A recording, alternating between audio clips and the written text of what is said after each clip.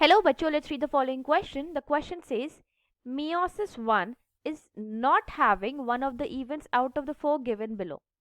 Option A is bivalent chromosomes align on the equatorial plate. Option B is crossing over occurs between the sister chromatids of homologous chromosomes. Option C is homologous chromosomes separate while sister chromatids remain associated at their centromere. Or is it option D, recombination nodule is formed? So, हमारा यहाँ पे जो की concept है वो है meiosis. देखते हैं मियोसिस में क्या होता है। जो मियोसिस होता है, it is a reductional division, और ये दो फेजेस में होता है, मियोसिस 1 और मियोसिस 2। बात करते हैं मियोसिस 1 की। हमारी जो मियोसिस 1 है उसकी कुछ स्टेजेस होती हैं। तो हमारी मियोसिस 1 की स्टेजेस हैं कुछ, प्रोफेज 1, मेटाफेज 1,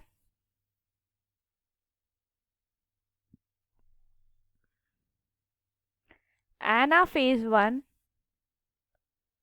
और टीलोफेज 1। इन सब फेजेस के अलग अलग फीचर्स होते हैं, अलग अलग इसमें अलग अलग डिवीजन और बहुत सारी चीज़ें होती हैं। सबसे पहला जो हमारा है option, bivalent chromosomes align on the equatorial plate. Bivalent chromosomes जो होते हैं वो अलाइन करते हैं इक्वेटोरियल प्लेट पे ड्यूरिंग एनाफेज 1।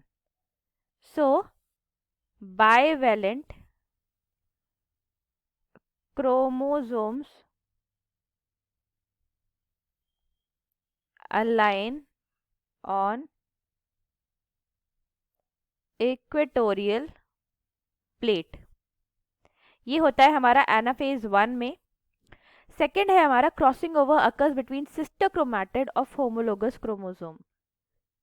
हमारा जो क्रॉसिंग ओवर होता है, क्रॉसिंग ओवर हमारा होता है बिटवीन सिस्टर क्रोमैटिड्स में नहीं होता, क्रॉसिंग ओवर हमारा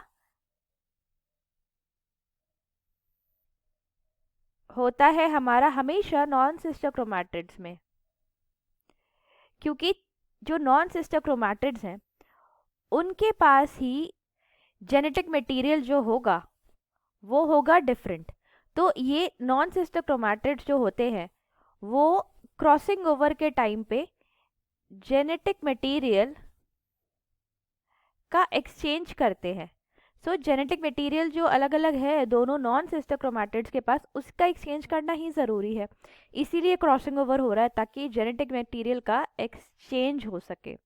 इसलिए क्रॉसिंग ओवर हमेशा नॉन सिस्टर क्रोमैटिड्स में होता है, सिस्टर क्रोमैटिड्स में क्रॉसिंग ओवर का कोई फ़ायदा नहीं है। हमारा जो ये सेकेंड स्टेटमेंट है दैट इज़ इनकरेक्ट। थर्ड हम देखते हैं, और क्रॉसिंग ओवर हमारा कब होता है? क्रॉसिंग ओवर हमारा होता है प्रोफेज 1 में, मियोसिस 1 के प्रोफेज 1 में क्रॉसिंग ओवर होता है, पर वो होता है हमारा नॉन सिस्टर क्रोमैटिड्स के बीच में। नेक्स्ट हमारा स्टेटमेंट है, homologous chromosome separate while sister chromatids remain associated at their सेंट्रोमेर्स।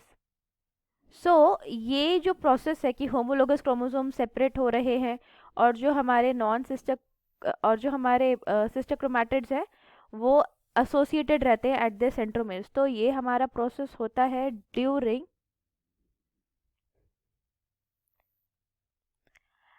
Anaphase 1। Anaphase 1 में क्या हो रहा है, हमारे जो नॉन सिस्टर क्रोमैटिड्स हैं, सॉरी जो हमारे सिस्टर क्रोमैटिड्स हैं ये सेपरेट नहीं होते, ये एसोसिएटेड रहते हैं एट सेंट्रोमेर और होमोलोगस क्रोमोसोम सेपरेट हो जाते हैं। होमोलोगस क्रोमोसोम्स सेपरेट हो जाते हैं इन एनाफेज 1। नेक्स्ट हमारा है recombination nodule is formed. सो ये रिकॉम्बिनेशन नोड्यूल हमारे कब बनते हैं? रिकॉम्बिनेशन नोड्यूल्स हमारे तब बनते हैं जब क्रॉसिंग ओवर होता है. सो रिकॉम्बिनेशन नोड्यूल्स हमारा वो साइट है जहाँ पे क्रॉसिंग ओवर होता है, उसको बोलते हैं रिकॉम्बिनेशन नोड्यूल्स. सो ये क्रॉसिंग ओवर के टाइम पे होते हैं हमारे और प्रोफेज 1 में पैकेटीन में. सो ये सब जो हो रहा है हमारा क्रॉसिंग ओवर हो रहा है या रिकॉम्बिनेशन नोड्यूल्स का फॉर्मेशन हो रहा है, ये हमारा सब हो रहा है पैकेटीन में. सो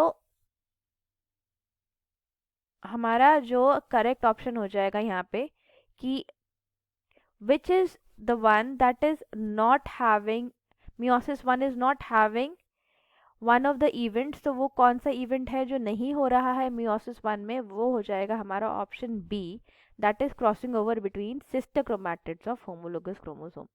So the answer to this question would be option B. I hope you understood it well. All the best.